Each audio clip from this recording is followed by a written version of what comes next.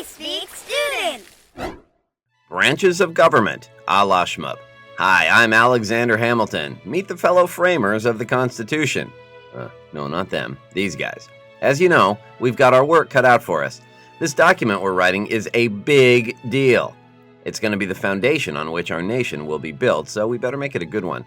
We don't want to have to go adding a bunch of amendments years from now. That'd be embarrassing. Okay, so one of our foremost goals is to create a system of checks and balances.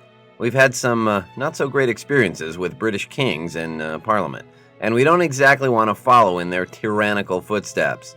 In our opinion, having all the power in the hands of only a few is an epic fail. So we're setting out to create a system of government where no individual or institution can acquire tyrannical power.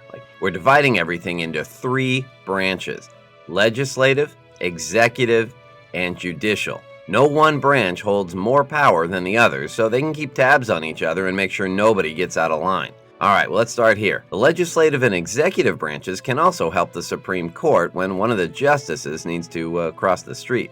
Let's be honest, a few of them are getting up there in years, right? All right, the legislative branch consists of the House of Representatives and the Senate, i.e. Congress.